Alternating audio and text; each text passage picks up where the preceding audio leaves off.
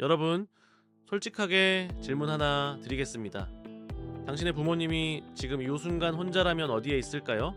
안락한 거실 소파에 앉아 있을까요? 아니면 동네 경로당에서 혼자 밥을 집어먹고 계실까요? 네, 냉정하게 말씀드리겠습니다. 만약 경로당이라면 그곳에서 벌어지는 일들이 당신의 상상을 훨씬 초과합니다. 당신이 몰랐던 경로당의 진짜 모습을 오늘 함께 보시겠습니다. 많은 분들이 경로당을 노인들이 따뜻하게 모여 정을 나누는 사랑방이라고 생각합니다. 하지만 현실은 완전히 다릅니다. 지금 이 시각에도 전국 경로당에서는 신입 회원을 향한 노골적인 따돌림이 벌어지고 있습니다. 당신의 80대 할머니가 경로당 문을 열었다는 이유 하나만으로 기존 회원들에게 투명인간 취급을 받는 상황을 상상해 보셨습니까?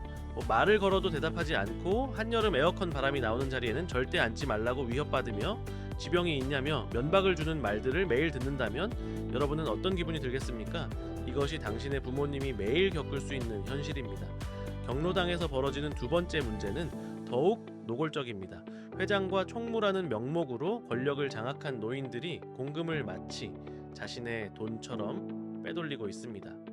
월 300만 원대의 활동비를 현금으로 챙겨가면서 어디에 썼는지 증명할 서류 따위는 준비할 필요가 없습니다. 민간단체라는 명목 아래 거의 모든 것이 투명성 없이 움직입니다. 신입 회원에게 수십만 원의 입회비를 받아놓고 탈퇴할 때는 돌려주지 않는 일도 다반사입니다. 간식을 사오지 않으면 험담하고 회장의 개인 심부름을 하지 않으면 집단 따돌림을 당합니다.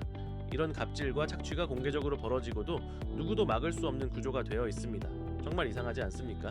정부가 해마다 6천억 원이 넘는 세금을 쏟아붓는 시설에서 말입니다.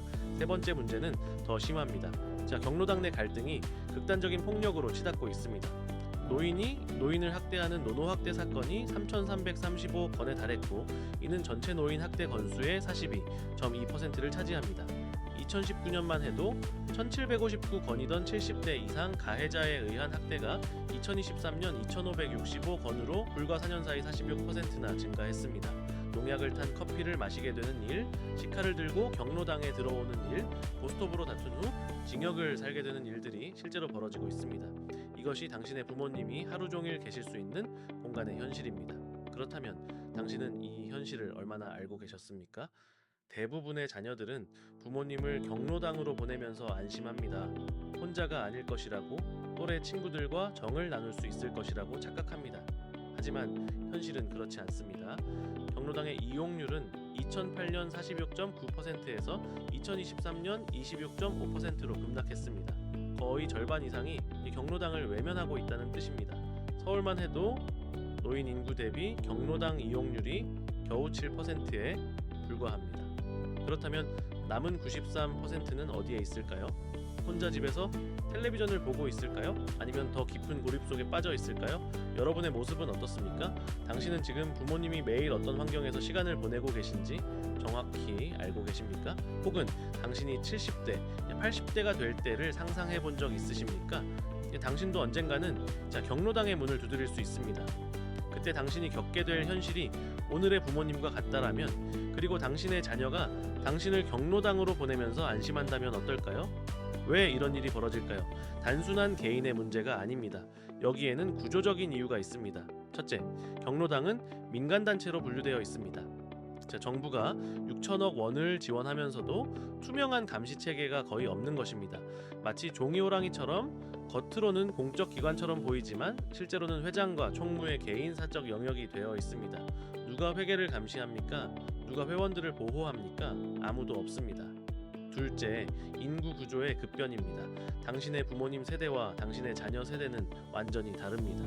이 부모님 세대는 경로당 문화에 적응했지만 당신 세대가 노인이 될 때는 경로당이 존재하지 않을 수도 있습니다.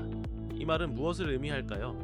지금 경로당에 남은 사람들은 대부분 그곳을 떠날 수 없는 가장 취약한 노인들이라는 뜻입니다. 그리고 취약할수록 더 쉽게 학대의 대상이 됩니다. 셋째, 이것은 당신과 당신의 부모님의 관계 문제이기도 합니다. 당신이 부모님을 경로당에 보내면서 책임을 다했다고 착각하는 것입니다. 마치 아이를 어린이집에 보내놓으면 방치해도 된다고 생각하는 것과 같습니다.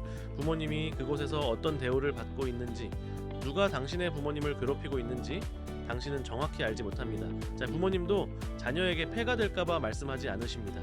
이 모든 것이 침묵과 방치 속에서 되풀이됩니다. 넷째, 이는 세대와 세대의 단절입니다. 신세대 노인들은 경로당을 거부합니다. 당신의 부모님 세대와 달리 새로운 세대는 자신의 취미와 개인의 시간을 더 중요하게 생각합니다. 자, 그렇기에 경로당의 이용률은 계속 떨어질 것입니다. 남은 공간에는 고립되고 취약한 노인들만 남고 그 안에서 권력 구조는 더욱 심화됩니다. 이것은 악순환입니다. 그렇다면 이제 당신은 무엇을 해야 할까요? 첫째, 당신은 지금 당장 부모님의 현실을 직시해야 합니다. 경로당에 다니신다면 부모님이 그곳에서 행복한지 정말로 확인해야 합니다. 단순히 경로당 다니셨어요? 라는 질문으로는 부족합니다. 부모님이 경로당에서 따돌림을 당하고 있는지, 누가 당신의 부모님에게 무례하게 대하고 있는지, 돈을 더 내라고 강요받고 있는지 세밀하게 물어봐야 합니다. 일주일에 최소 3일은 경로당을 직접 방문하십시오. 당신의 부모님이 그곳에서 어떤 대우를 받고 있는지 직접 눈으로 확인하십시오. 마치 자녀의 학교에 참관 수업을 가듯이 말입니다. 둘째, 당신은 더 나은 대안을 만들어야 합니다. 경로당만이 유일한 선택지가 아닙니다. 노인 대학, 노인 취업 프로그램, 문화센터, 종교기관의 노인 모임 등 더 다양한 선택지가 있습니다. 당신의 부모님의 관심사와 성향에 맞는 더 건강한 공간을 찾아주십시오. 그리고 경로당이 아닌 곳에서 새로운 인간관계를 형성하도록 도와주십시오. 이는 당신의 책임입니다. 경로당에 보내놓고 끝이 아닙니다. 셋째, 당신은 지금 당신의 미래를 준비해야 합니다. 당신도 언젠가는 노인이 될 것입니다. 당신이 75세가 될 때 경로당이 존재할까요? 존재한다면 어떤 모습일까요? 지금부터 당신은 노후의 인간관계를 준비해야 합니다. 당신의 취미를 바탕으로 한 모임을 만드십시오. 당신의 직업을 바탕으로 한 동문회에 참여하십시오. 당신의 관심사를 바탕으로 한 커뮤니티에 속하십시오. 경로당이 아닌 더 건강한 곳에서 당신의 노후를 설계하십시오. 이것이 당신의 자녀들이 당신을 걱정하지 않아도 되는 가장 확실한 방법입니다. 자, 이제 선택은 여러분의 몫입니다. 당신은 두 가지 길 중 하나를 선택해야 합니다. 첫 번째 길은 편한 길입니다. 부모님을 경로당에 보내고 당신의 할 일을 다 했다고 생각하며 모든 일이 자연스럽게 흘러가기를 바라는 길입니다. 하지만 이 길에서 부모님은 점점 고립되고 경로당 내 갈등에 휩싸이며 극단적 상황까지 치닫을 수 있습니다. 당신이 나중에 부모님에게 얼굴 비출 수 없게 될 것입니다. 두 번째 길은 불편한 길입니다. 부모님의 현실을 직시하고 더 나은 대안을 찾고 당신의 미래를 준비하는 길입니다.